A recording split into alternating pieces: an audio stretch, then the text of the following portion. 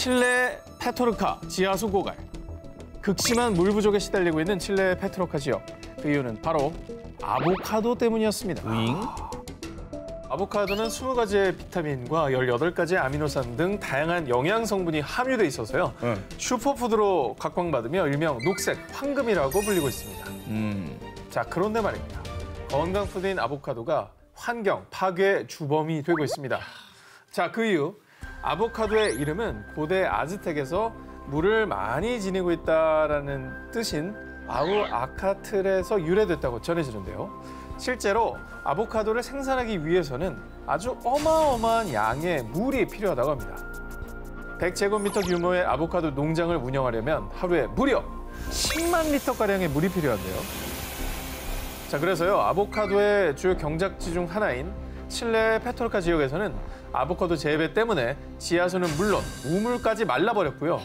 마을 주민들은 급수 트럭을 통해 식수를 공급받는 지경에 이르렀다고 합니다. 여기서 끝이 아닙니다. 아보카도는 산림까지 훼손하고 있는데요. 슈퍼푸드로 각광받는 아보카도를 더 많이 수확하기 위해서요. 아보카도의 주요 경작지인 멕시코 남서부 미초아칸주 산간 지역에서는 무분별하게 소나무를 베어내서요. 한 해에 약 7제곱킬로미터의 숲을 파괴한다고 합니다. 근데 아보카도는 죄가 없잖아요. 그 아보카도를 더 많이 수확하려는 인간의 욕심 때문인 거고. 네네. 저 녀석은 원래 물을 많이 먹는 녀석이고. 네. 이제는 우리가 아보카도를 먹으면서도 이런 생각을 한 번쯤은 해봐야 되지 않을까 생각이 듭니다. 이어서 다음 특종입니다. 꿀벌의 천적이자 여름철 불청객으로 불리는 이것, 바로 말벌인데요.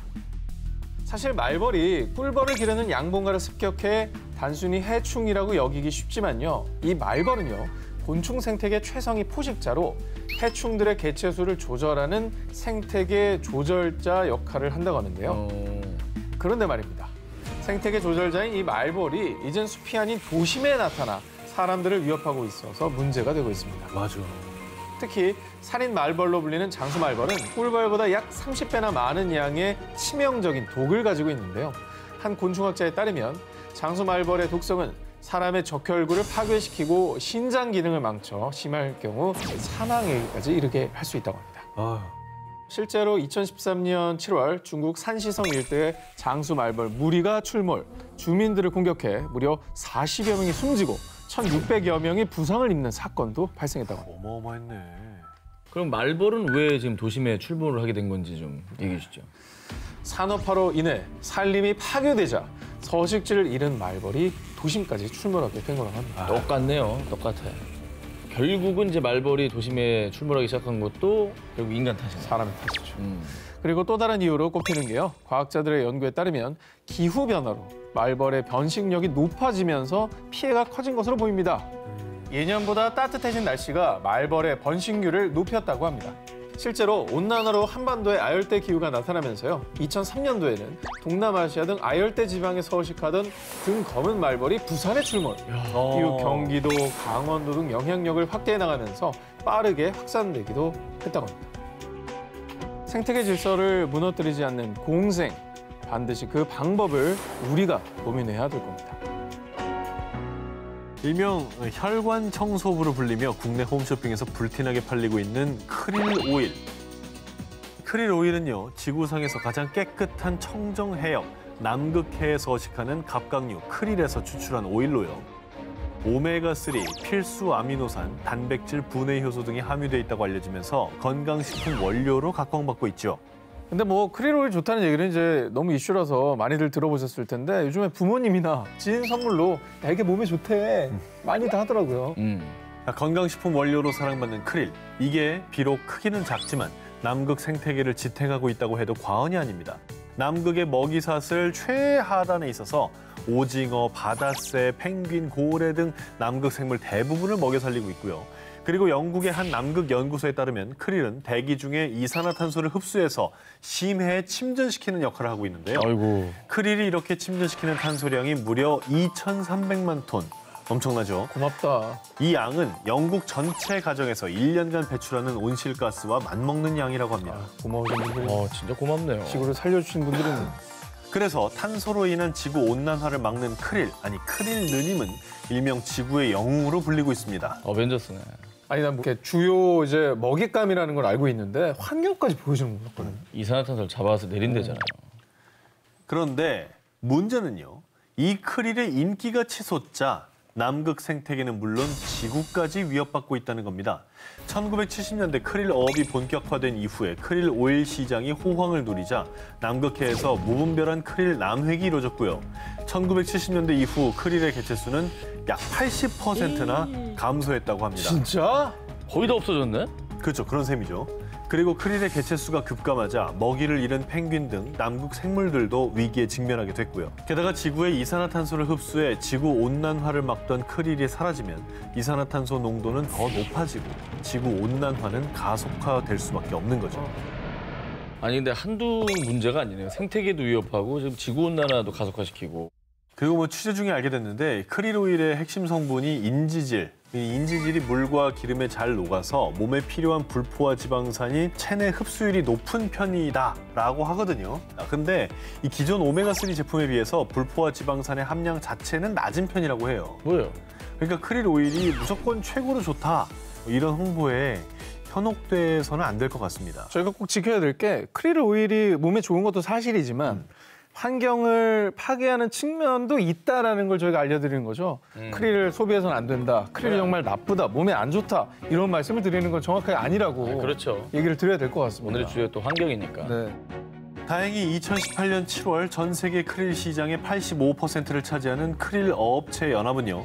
2020년부터 남극해 크릴 조업을 제한하겠습니다. 라며 환경단체의 요구를 받아들인 거죠. 남극해에서 이루어지는 크릴 어업 활동을 제한하겠다고 전했습니다. 다행이다. 내 건강을 지키겠다는 욕심 때문에 지구를 위협해서는 안 되겠죠? 세계 곳곳에서 일어나는 자연 재난들이 만약 지구가 보내는 경고라면 믿으시겠습니까? 자, 2019년에는 브라질 각지에서요. 무려 8만 건 이상의 화재가 발생. 우리나라 면적의 3배 수준인 약 31만 8천 제곱킬로미터의 땅이 훼손. 자, 그리고 지난해 인도네시아에서는요. 산불로 인해 한화 약 6조 원에 이르는 경제적 손실을 입었다고 합니다. 타는 건 순식간인데 그 산림을 키우고 그 안에 생태계를 만드는 데는 수십 년, 수백 년이 걸리는 수백 거예요. 년이죠. 자, 그런데 그게 끝이 아니었습니다. 또 지구 한쪽에서는요. 기록적인 폭우가 전 세계를 곤경에 빠뜨렸습니다. 2019년 3월 이란에서는 전국적으로 4,400여 개 마을이 침수, 1,000만여 명의 수재민이 발생했고요.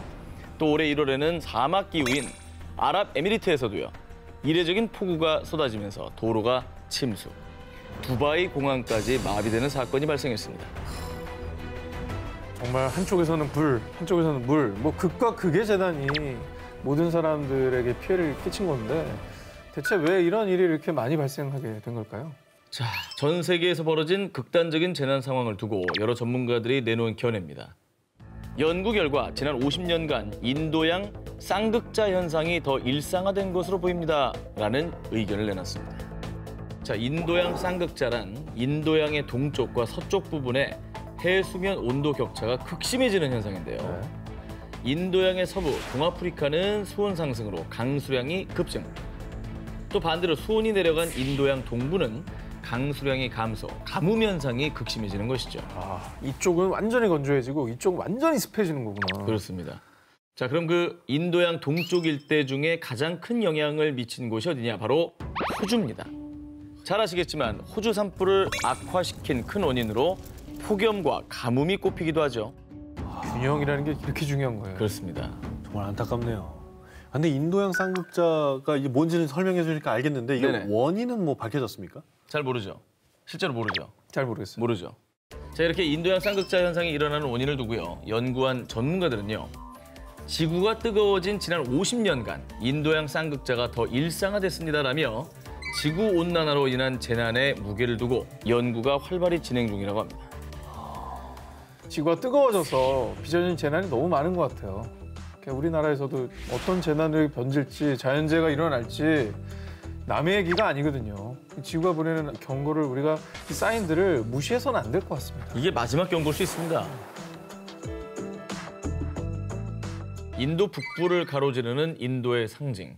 자그마치 4억여 명의 물 공급원인 생명의 원천. 바로 겐지스강입니다. 힌두 문명의 발상지인 겐지스강은요, 힌두교인들에게는 숭배 대상인 성스러운 강 그 자체죠.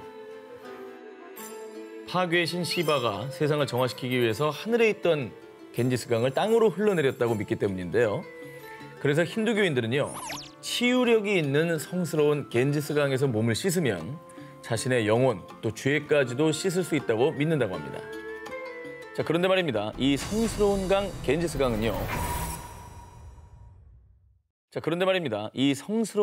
겐지스강은요. 죽음의 강으로 전락해버린 지 오래라고 합니다. 인도 보건당국에 따르면 겐지스강에서 정기적으로 몸을 씻는 순례자의 50% 이상이 피부병과 위장장애 등의 질병을 앓고 있다고 전했는데요. 그 원인 중에 하나가 바로 겐지스강에 죽은 이를 떠나보내는 의식 때문입니다. 힌두교인들은 겐지스강에 시신을 화장한 채 재를 뿌리면 죽은 사람이 좋은 세상에서 환생한다고 믿어서요. 강에 재를 뿌리고 있는데 이때 화장할 때 사용된 화학재와 폐기물이 여과 없이 노출돼 강을 오염시키고 있다고 합니다.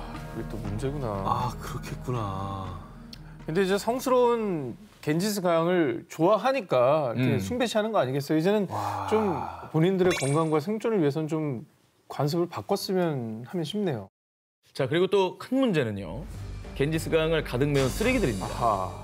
강 인근 주민들의 생활 쓰레기를 비롯 공장의 폐수와 산업 폐기물이 여과 없이 그대로 겐지스강으로 흘러가고 있다고 합니다. 무단 방류되고 있는 것이죠.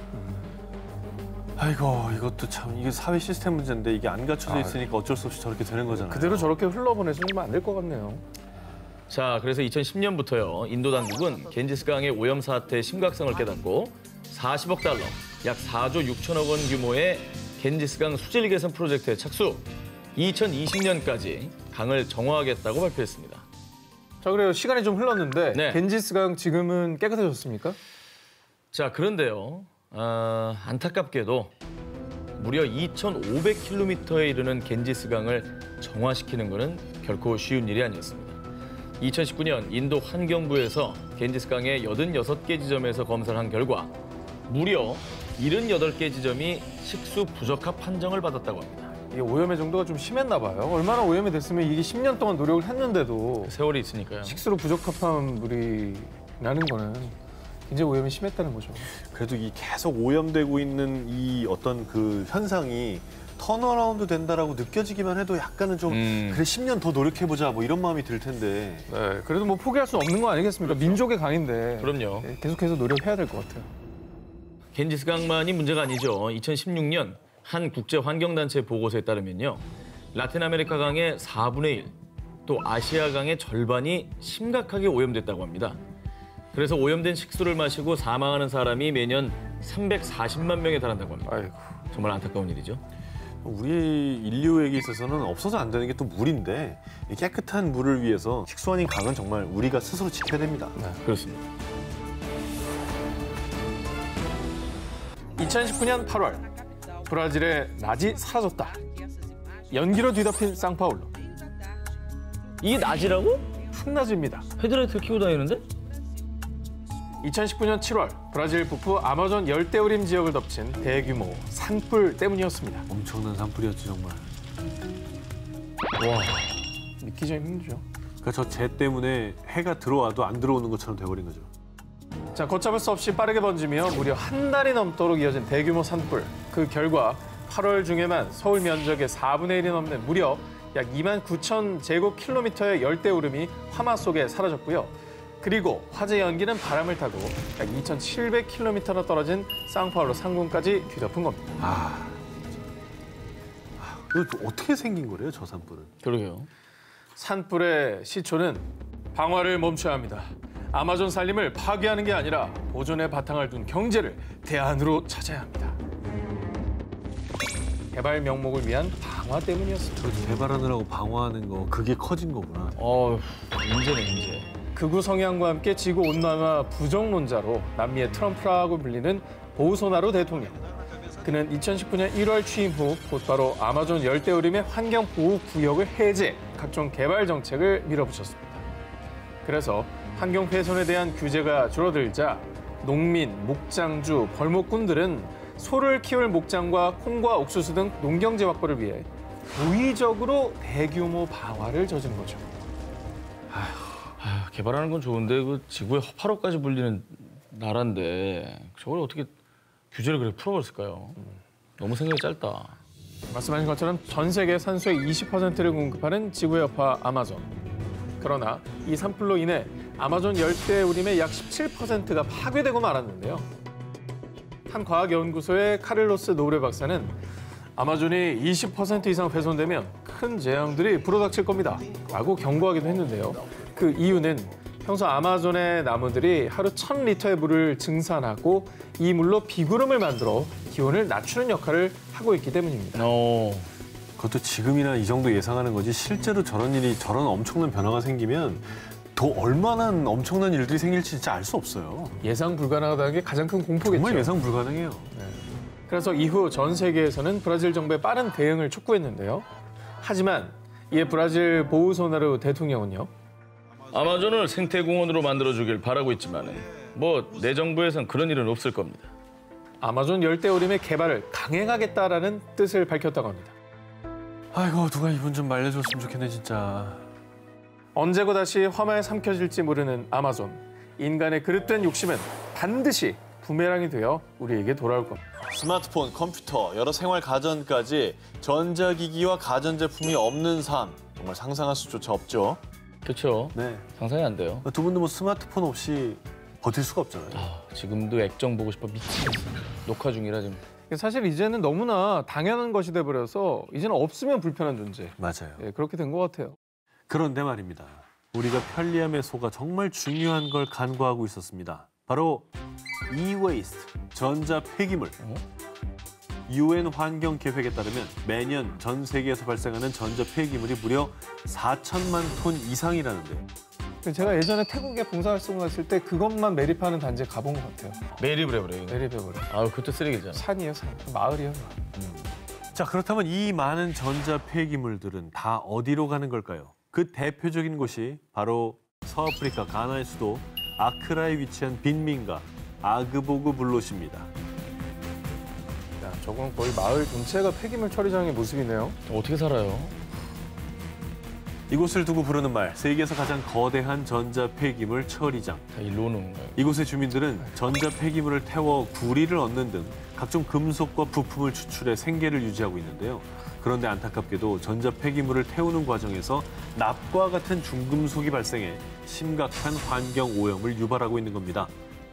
때문에 이곳에 실제로 세계 10대 유독물질 위험 지역으로 선정되기도 했는데요. 정말 어느 정도로 심각하냐면 이 지역의 토양의 중금속 오염은 미국 기준치보다 무려 45배나 높고요.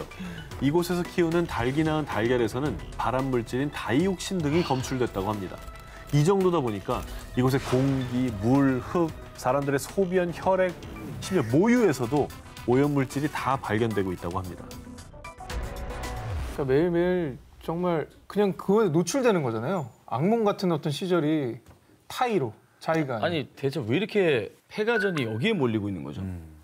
뭐 여러 이유가 있겠지만 재가공이 가능한 중고품으로 수출이 되는 경우도 있으나 정말 비양심적으로 개발도상국 정보 선진화의 일환으로 가짜 중고품으로 둔갑해 이 전자 폐기물들이 기증 처리돼서 유입되기도 한다고 합니다.